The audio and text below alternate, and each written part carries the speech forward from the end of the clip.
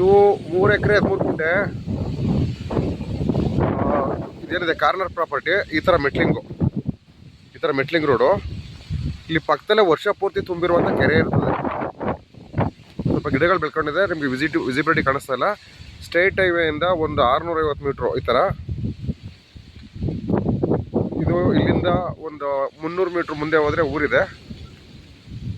So ಇದಕ್ಕೆ attach ಆದಂಗೆ ಇದು ನಕಾಶೆದಾರಿ ಹಿಂದೆ ಲ್ಯಾಂಡ್ಗಳಿಗೆ ಹೋಗುತ್ತೆ. ಇದು ಇಲ್ಲೇನು ಹುಲ್ಲು ಜೋನ್ ಬೆಳ್ಕೊಂಡಿದೆ. 3 ಎಕರೆ 13 ಗುಂಟೆ. ಅಲ್ಲಿ ಕೊನೆದು ಒಂದು ಮರ ಕಾಣಿಸ್ತದೆ. ಮರದಿಂದ ಹಿಡ್ಕೊಂಡು ಅಲ್ಲಿ ಭತ್ತ ಕೂತಿದ್ರಲ್ಲ ಅದ್ರ ಹಿಂದೆಗಡೆ ಪೀಸು.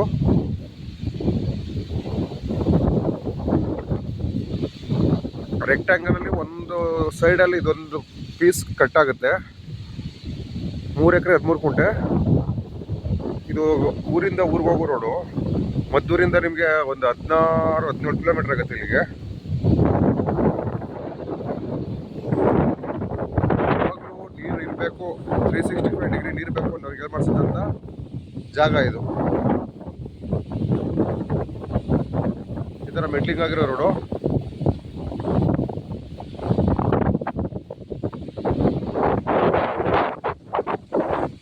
ಯಾವಾಗಲೂ ನೀರಿರುತ್ತೆ. ಈ ಥರ ಗಿಡಗಳು ಬೆಳ್ಕೊಂಡಿದ್ದೆ, ಹಂಗೆ ಗೊತ್ತಾಗ್ತಾ ಇಲ್ಲ. ನಿಮಗೆ ಟಾರ್ ರೋಡ್ಗೇನೆ ಇದು, ಕಾಂಕ್ರೀಟ್ ರೋಡ್ಗೆ ಆದಂಗೆ 350ರಿಂದ 400 ಫೀಟು ಫ್ರಂಟೇಜ್ ಸಿಗುತ್ತೆ.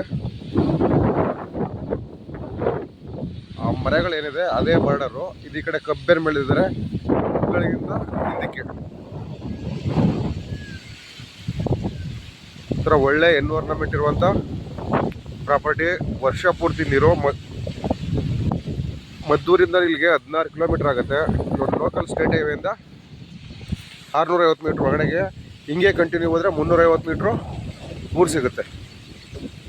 ವರ್ಷ ಪೂರ್ತಿ ಭತ್ತ ಬೆಳಿಬೇಕು, ಕಬ್ಬು ಬೆಳಿಬೇಕು, 365 ಡೇಸ್ ನೀರು ಬೇಕು ಅನ್ನೋರಿಗೆ ಮಾಡಿಸೋದು ಜಾಗ ಇದು. 3 ಎಕರೆ 13 ಗುಂಟೆ. ಜನರಲ್ ಕ್ಯಾಟಗರಿ ಸೇರಿರುವಂಥ ಪ್ರಾಪರ್ಟಿ.